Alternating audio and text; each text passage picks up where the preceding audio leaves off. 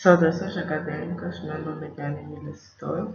No presente trabalho, irei apresentar sobre a norma contabilística de relato financeiro 2, que é a norma de demonstrações de fluxo de caixa. Bom, primeiro dizer que a demonstração do fluxo de caixa é um relatório contábil em que são registradas as origens de todos os recursos que uma empresa obteve em um certo período e como elas foram aplicadas. Ou seja, ela traz todo o movimento de entradas e saídas de caixa da empresa.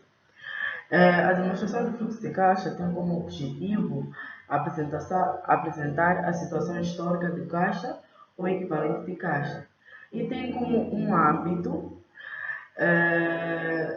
apresentar a parte integrante das suas demonstrações financeiras para cada período, em relação às quais são apresentadas as demonstrações financeiras. Benefícios sobre fluxo de caixa. Uma demonstração de caixa, quando usada corretamente em conjunto com os restantes conjuntos das demonstrações financeiras, ajuda a saber a situação financeira da empresa, analisar as alterações dos ativos líquidos e a sua capacidade para efetuar quantias, ou seja, servirá para dizer se o caixa é positivo ou negativo. Caixa equivalente de caixa. Caixa é todo dinheiro e depósito à ordem. E também é equivalente de caixa, que são produtos convertidos em caixa e que estão sujeitos a um risco insignificante de alterações de valor. Ou seja, caixa é todo o valor líquido pronto a ser usado. Apresentação de uma demonstração de fluxo de caixa. A demonstração de fluxo de caixa deve apresentar os fluxos de caixa do período contabilístico classificados pelas atividades operacionais, de investimento e de financiamento. Fluxo de caixa de moeda estrangeira. Bom, toda empresa deve adotar uma certa política. Neste caso, a empresa deve determinar qual é a moeda funcional que a empresa está a utilizar e deve atualizar todos os dias, com o câmbio do dia, o fluxo de caixa.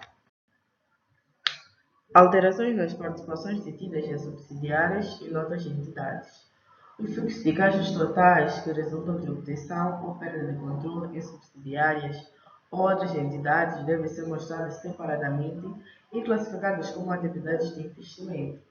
Uma entidade deve divulgar pela totalidade e com respeito à obtenção e perda subsidiárias e outras entidades durante o período contabilístico seguinte. A quantia total paga ou recebida, a parte dessa quantia relativa à caixa equivalente de caixa, a quantia de caixa equivalente de caixa nas subsidiárias ou em outras entidades sobre as quais o controle é obtido ou perdido. A quantia dos ativos e dos passivos nas subsidiárias ou outras entidades que não são caixa e não são equivalentes de caixa. Transações que são feitas sem uso de caixa. As transações de investimento e financiamento que não requerem uso de caixa ou equivalente de caixa devem ser excluídas nas demonstrações de fluxo de caixa, ou seja, tudo aquilo que não foi usado ao caixa para fazer o seu pagamento ou recebimento não deve constar nas demonstrações de fluxo de caixa. Componentes de caixa e equivalentes de caixa.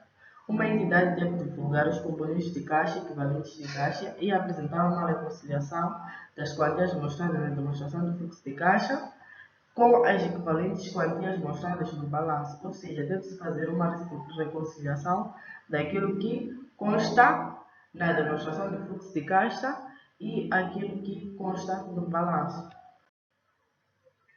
Bom, agora aqui tenho uma demonstração prática do fluxo de caixa, onde primeiramente temos as atividades operacionais. O que são atividades operacionais? São todas aquelas atividades que a empresa opera no seu dia a dia.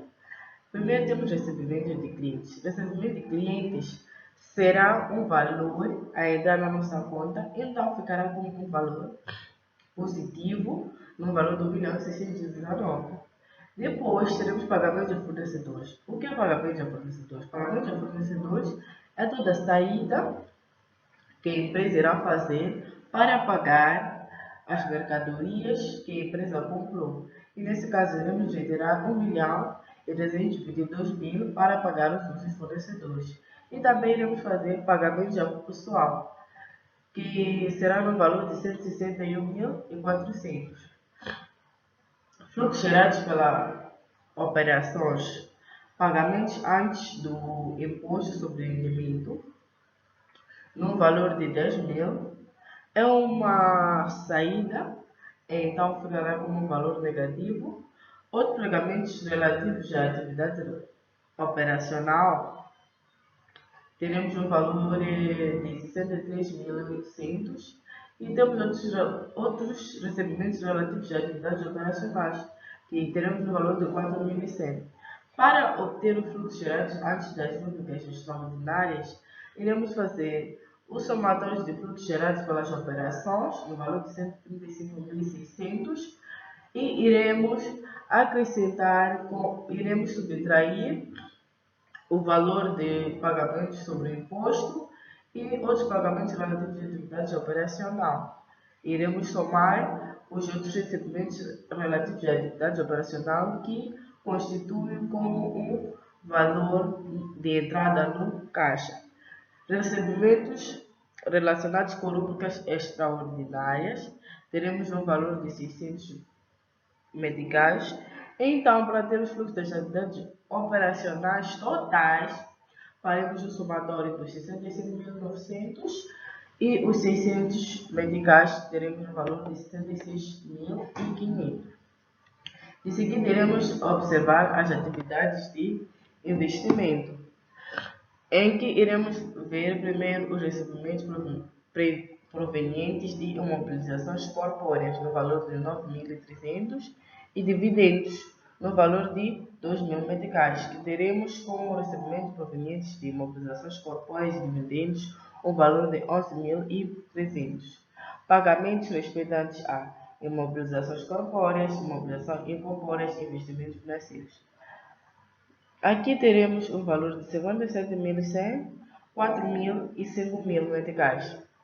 Bom, somando tudo isso, teremos um valor de 66.100. Para fazer o total, vamos fazer os recebimentos subtraindo os pagamentos e teremos um valor de menos 54.800. Atividades de financiamento. Recebimentos provenientes de aumentos de capital e prêmios de emissão, teremos um valor total de 8.000. Pagamentos respeitantes a empréstimos obtidos, dividendos, juros, alguns similares, teremos um valor de 9.000, 3.000 e 3.600 e teremos como total 15.600. Os fluxos das atividades de investimento serão os recebimentos menos os pagamentos, que teremos um valor de menos 7.600.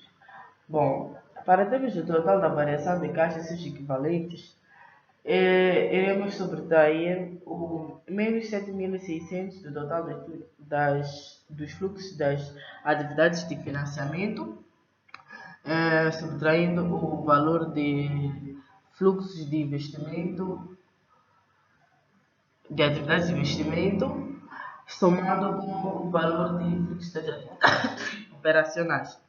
E teremos um valor de 4.100. De seguida, teremos caixas equivalentes no período, um valor de 13.000 meticais, e caixas de seus equivalentes no fim do período, um valor de 17.100. Com isso, podemos constatar que a empresa possui um fluxo de caixa positivo, o que quer dizer que não irá necessitar de emitir um novo empréstimo aos acionistas e que também está capacitado para fazer os pagamentos aos acionistas. Bom, muito obrigada. O meu trabalho sobre a demonstração de fluxo de caixa termina por aqui.